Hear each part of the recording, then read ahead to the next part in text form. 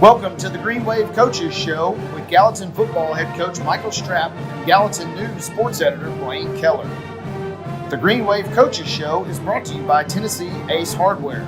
Football season is grilling season, so stop by Tennessee Ace Hardware today and check out their large selection of Big Green Egg grills. Also brought to you by Double Dogs, Sumner County's favorite sports bar. Dairyberry's Heating and Air. Dairyberry's has been voted Sumner County's best heating and air service for the past 9 years. For outstanding service, give them a call today. And finally, by Tennessee Highway Safety Office, reminding you that fans don't let fans drive drunk. Now here are Coach Michael Stroup and Blaine Kellar. Another week, another Green Wave Coaches Show brought to you by Double Dogs, Dairyberry's Heat and Air, and Tennessee Ace Hardware. Sumner County Sports Editor Blaine Kellar here, as always, with Gallatin football coach Michael Stroup. Coach Stroup, good to talk to you after a win this week. Yeah, good. Yep. Gallatin really with a great response. It was something we talked about a lot last week. The Green Wave, after suffering back-to-back losses, put up 65 points, shut out Warren County in region play for a 65-0 win. Just how good did that one feel for maybe your players, Coach? It was a good win for our kids and for the coaching staff to kind of get back on track. I thought they came out and executed and played well. Of course, there's a lot of things we've got to work on. We saw in film, and we got to continue to get better at. So. We still got a ways to go. It was Gallatin's most points scored in the game since 2020, 68-point win against Glencliff in that one. Coach, I know a couple weeks ago I brought up the last time you were shut out in the game. Do you know the last time you put up 60 as a coach? I don't know if I've ever done that, to be honest with you. 68 in 2019 against Grace Baptist. Oh, okay, yeah. You remember anything about that game? They were late getting there. I think I remember that part because I think they came from Chattanooga. But yeah, they were late getting there. So that's about all I remember from it. I guess it's rare. You see some 56-pointers typically in Tennessee high school football. For games that maybe are kind of leaning toward one team, but it's rare to kind of inch toward that 70-point mark. With the running clock, and I'm not a fan of the running clock, and it's not because you want to run the score up on them. It's just hard to get reps in, and it's hard to get other kids in when they have a running clock. And I've never really liked the rule. I think it's a loser mentality rule. So we go in at halftime and we're up 52-0, but we had 23 snaps on offense. And you don't get anything accomplished, and so you want to go out there and kind of get the one some more reps before you take them out. Usually, the first series after halftime. But then I think we scored pretty quick there. It's just hard to do that. It's hard to score 70 in a running clock.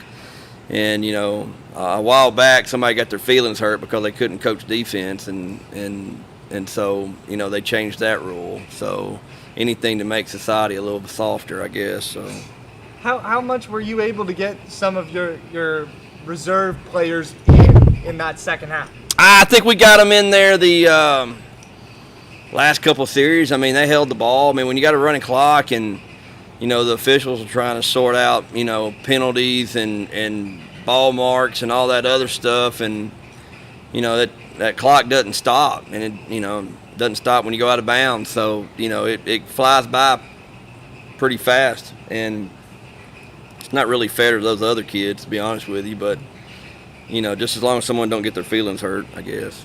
It's a limited amount of snaps, like you mentioned there, but in all three phases, Gallatin was really able to excel. And we'll start on special teams. You had a punt return for a touchdown by Ontario Scott. Malachi Harper blocked and recovered a punt attempt by Warren County, returned that for a touchdown. Mm-hmm. Knox Kelly hit 3 field goals. Did you have another blocked kick in that as well? No, I don't think so. I mean, looking at just the special teams performance, Coach, can you kind of talk about having a standout performance in that phase of the game? I was really proud of our punt return team, and how Coach Reeves did a really good job this past week of getting a plan together and those guys executing it. So it's always big when you can score points and do that in a special team. So, yeah. Offensively, Jackson Stroup had 3 passing touchdowns. Cage Johnson and Jaden Hoskins combined for 3 touchdowns themselves. Did you like the bounce back of your guys offensively, even in maybe limited number of snaps, so to speak? After 7 points the past 2 weeks, being able to put up the performance they were able to do? I was proud of Jaden. That's the first time Jaden's been healthy since the first half of Hendersonville.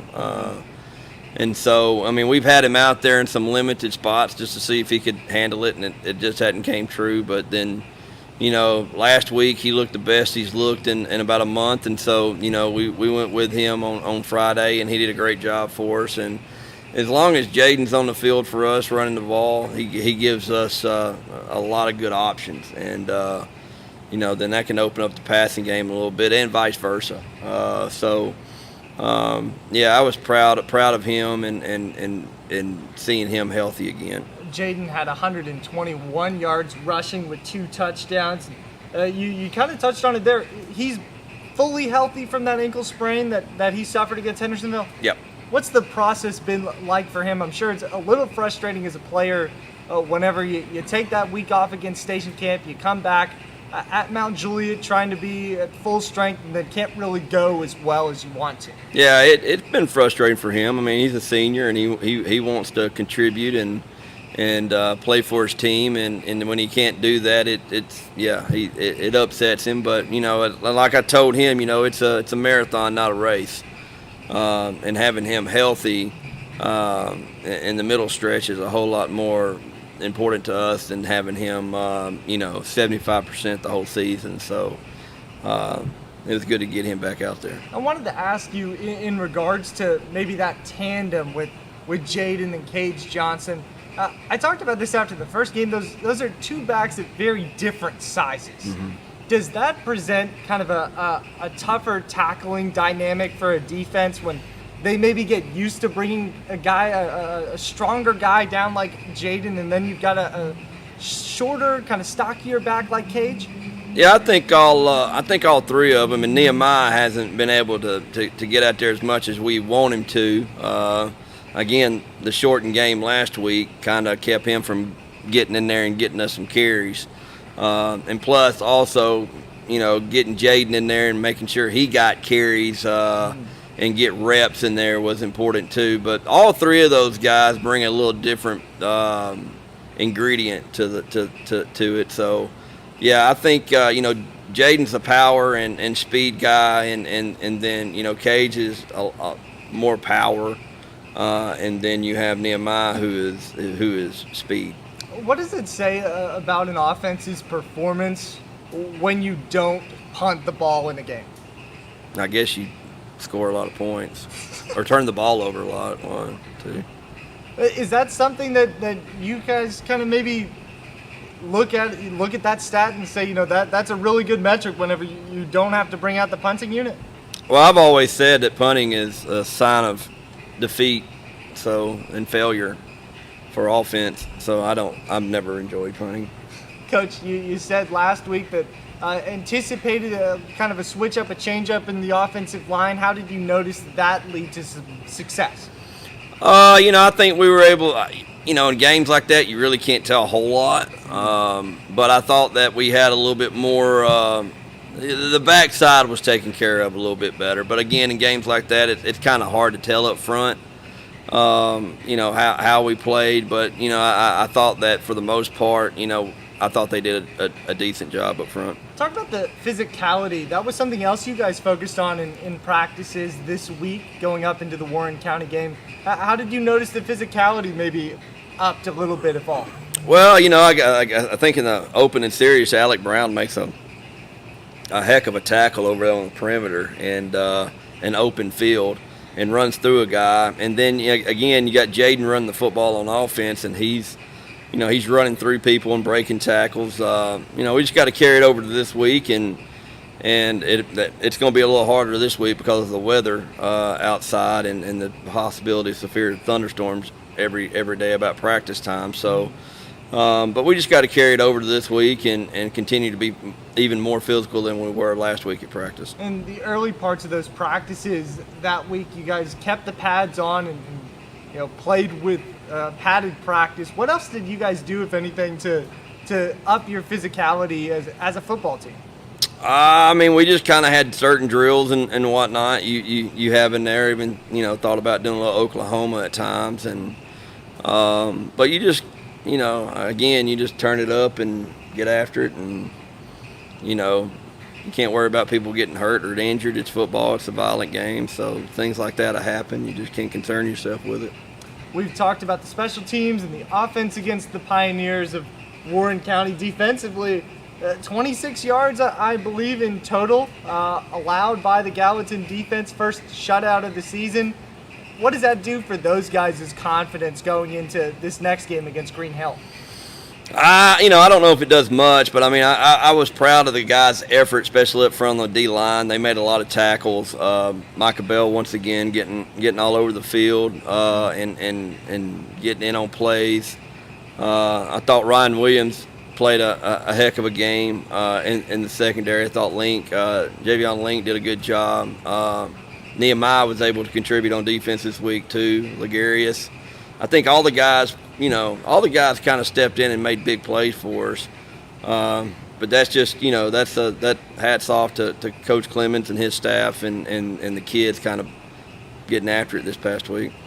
Do you tell your team afterward, it's great that we scored 65 points, great that we had a shutout, now we have to replicate that? How much do you kind of, take pride in that whole performance, but also look forward to stacking those types of efforts? I don't think you can replicate those week in, week out. I think what you can do is just build on the energy and the excitement, and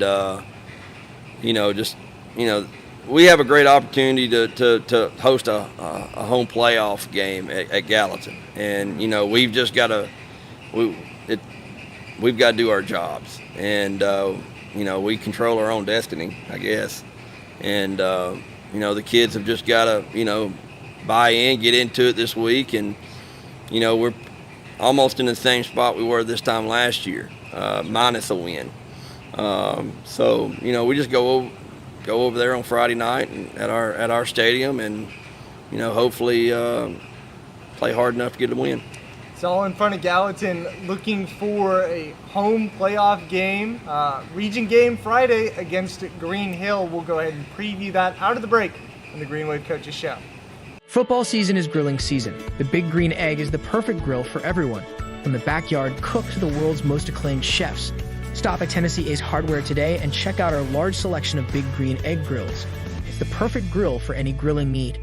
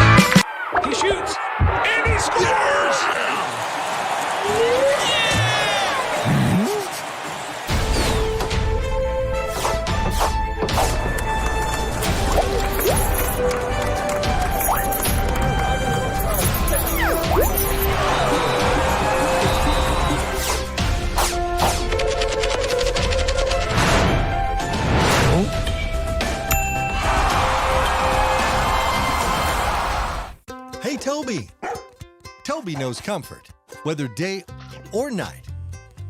Through the highs and the lows, Toby knows. You've put it off long enough. That old system is just out with the old, in with the new. We'll make it worthwhile all the way through. Derryberry is your local independent train dealer. It's hard to stop a train. Visit DerryberryAC.com today and schedule a visit. Dairy Berry Heat and Air, making customers for life. Welcome back to the Green Wave Coaches Show, brought to you by Main Street Media Television and our three great sponsors here in Gallatin. Previewing now the Green Wave's game against Green Hill, my TV 30 game of the week. Coach, last year you guys were 3-2 and upset the Hawks on the road. Undefeated team at that point. Green Hill comes to Gallatin 5-0. You guys sitting at 2-3. Just what's it going to take to maybe produce an upset like that again? It's going to take great effort. They're very well coached and got a bunch of good players over there, starting with their quarterback. And they lost a really good receiver, but they've had guys step in and make plays for them there. Offensive line, they're big and strong and stay on their blocks. Defensively, next to Mount Juliet, probably one of the best defenses in the region. So. They've done a really good job. They've had some shutouts over there, and we just gotta stay on our blocks and make plays when we have an opportunity to make plays. I know a lot of these kids did not play last season in that upset on the road, but having some of those guys on the sideline to see that Gallatin has what it takes to do that, does that give anything to your players? I think it does. I think those guys, even though they didn't play, they were a part of the experience, right? And so, we just, again, our kids just got to go out there and hold on to the rope and play hard and get after it. And you play hard and you execute, good things happen for you. But again, very talented team over at Green Hill, and they had a lot of returners. So I mean, it'd be a tough fight for us Friday night. How do you break through offensively against that defense? Like you mentioned, a couple shutouts for Green Hill this season, and up until last week, they'd only allowed one touchdown through their first 4 games. Have you guys kind of come up with thoughts on how to expose them in ways that maybe they haven't been yet? They play a broken stack defense, and they play palms covers behind it, and they get a lot of speed to the ball. All 3 linebackers and that hybrid safety back there is they get to the football pretty good. Up front, they'll play 4 eyes and get you on the inside. So. We've just got to be able to, take our shots when we get our shots and, pin our ears back and just, try to get after them the best we can. In Gallatin's 2 wins so far, the Green Wave have 0 turnovers. Didn't turn it over against Station Camp. I don't think you turned it over against Warren County. Not much of an opportunity to do that. In the losses, it seems like it's maybe been a little bit more of an issue. I'm sure there are some other things involved in those as well, but do you go back to ball security and telling these guys that they need to take care of it in order for you guys to get a win? Usually when you don't turn the ball over, you got a good chance to win. We didn't have any turnovers against Dixon County, but we've got to execute and protect the football. And move the chains, and that was a big talking point the past 2 weeks. Also, just move the chains, and whatever that means. So I think yes, when you don't turn the ball over, you got a good chance to win. On the flip side of that, if you turn it over 5 times, then you're not going to give yourself a really good shot. It's a simple formula, right? Yeah. Coach, your assessment on Cannon Burrows, the Green Hill quarterback. Just curious what your assessment on him is looking at the tape. I think he's grown as a quarterback from last year. I think he is, probably being asked to do a little bit more than was expected. But I think he's doing a great job to do it. He runs the ball well. He makes really good decisions in the passing game. So he's definitely their best player right now. As a defense, are you focused more on providing some pressure in the pocket for those passing plays, or maybe trying to spy in the middle to make sure he doesn't run out and make a play with his legs? Yeah, I think he probably poses a bigger threat than most quarterbacks we've faced so far this year. I think they're going to do a lot of formational stuff and a lot of motions, a lot of shifts to kind of get you off your keys and kind of catch you being undisciplined. So we've got to do a really good job of focusing on our keys as players and understand our assignments. Coming through the box score defensively this season, you mentioned Micah Bell a little bit earlier. He has made a defensive play, tackle for loss, sack, fumble recovery, seemingly in every game. How important is he going to be to kind of make sure that Cannon is uncomfortable in that quarterback spot on Friday? Micah is the leader of our defense, and he's come a long way.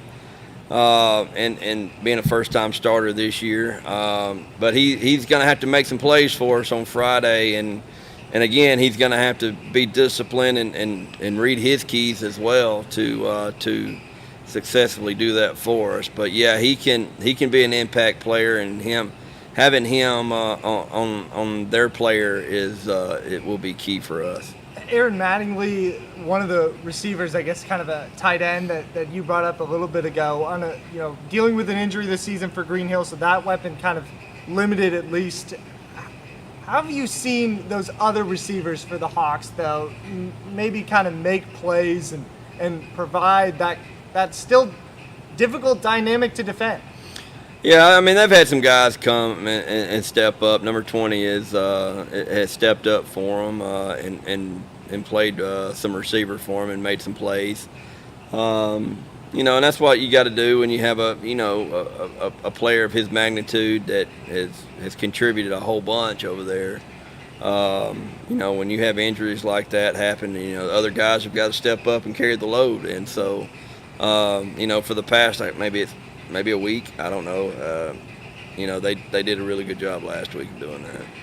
How do you, I guess, prepare for the weather? That was something that you brought up a couple weeks ago. That was the expectation, was that it was going to be kind of a monsoon coming out against Dixon County, and then it doesn't really rain a drop on Thursday.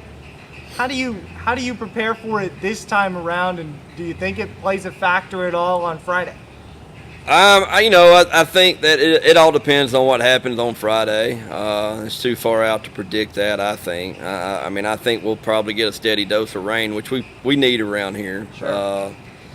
But I think that once you've played in a game of that weather was involved in, I think you're kind of prepared for the next go-around. But I wish we could get out there today in it. If it's not lightning, maybe we will. I don't know. But we just, I don't know if you can ever prepare for it, but you can do things to put yourself in a good seat to do it. You can do wet ball drills and you can practice in it for sure, but, just depending on the lightning for us today. One more previewing Green Hill here on the Green Wave Coaches Show. Jaden Hoskins now fully healthy, like you said. How important is he going to be for the offense in trying to get rolling and picking up first downs, like you mentioned? Yeah, he'll be important, 100%. Having him and Jack back here, both of them probably healthier than they've been since the first game, so or the first two games. It'll be big for us for sure. Has Jackson dealt with an injury in this season? Most guys are probably banged up a little bit, but. Yeah, he had a torn calf the first second, third week. It's gotten better. Color's gone, so he's played with that the past week 2 and week 3, I believe. So it's gotten better since then. Since we're on that topic, anybody else in the injury report? I'm not telling you. Well, it'll be a wait-and-see approach then Friday night, Gallatin and Green Hill again. My TV 30 game of the week should be a fun one at the Wave Yard. We'll take one more break here on the Green Wave Coaches Show and come back with one fun question with Coach Michael Stroup. Football season is grilling season. The Big Green Egg is the perfect grill for everyone, from the backyard cook to the world's most acclaimed chefs. Stop at Tennessee Ace Hardware today and check out our large selection of Big Green Egg grills. It's the perfect grill for any grilling need.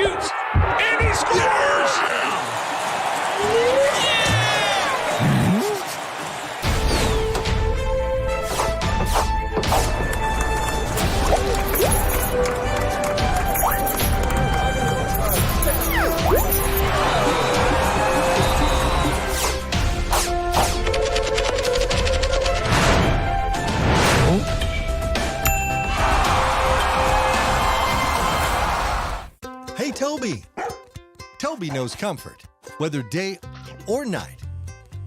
Through the highs and the lows, Toby knows. You've put it off long enough. That old system is just out with the old, in with the new. We'll make it worthwhile all the way through. Derryberry is your local independent train dealer. It's hard to stop a train. Visit DerryberryAC.com today and schedule a visit. Derryberry Heat and Air, making customers for life. Closing out with one fun question with Coach Michael Stroup and the Green Wave Coaches Show. And Coach, I'm pretty sure I stumped you here for a second in between our breaks. Wanted to ask the best quarterback you've coached or coached against in your career. I had a kid at Scotts Hill, Junior Kimmel, and I think it was 2015. He made a lot of plays for us. Kind of frustrated me at times because I didn't really think he read stuff, and he just kind of threw it, but it always ended up completed. But I think he had close to, I don't know, I think it was close to 4,000, in between 3,500 and 4,000 yards of total offense. I think he threw for close to 3,000 yards and accounted for another 800 on the ground. And no Mr. Football that year. Yeah, no Mr. Football. Didn't even get nothing. I think he had 55 total touchdowns too, or 52. But yeah, he was really good for us. The two quarterbacks that since I've been a head coach I've coached against is a young man at Waverly in 2015 and 16. I can't remember his name or recall it, and the other kid was at DCA 2021, I think, and 22. It might have been 2020, I can't remember, but he was there. His dad was the Vanderbilt linebacker that was involved with that hit with Chucky Mullins. I remember that part. Yeah. But great kid. Matter of fact, he's been up here to see me since I've moved up here. He worked the DCA quarterback. Yeah. He came. Just a respect between you two, or? I think it's just probably he came up here and wanted to know if he could work with some of our receivers and work with Jack one summer. I think it was last summer. He was going to school somewhere and playing quarterback. So yeah. Were both of those guys similar that you played against, coached against at Waverly and DCA, or did they have different skill sets that made them tough to coach against? I think they had different skill sets, but they were just they both led their team and willed their team to win. I remember we had beat DCA the year before in the semifinals to go to the state championship, and then they came back to us in the semifinals the year before and repaid the favor. And I think I felt like he was probably had a hot hand that night. I want to recall he was like 17 of 18. Wow.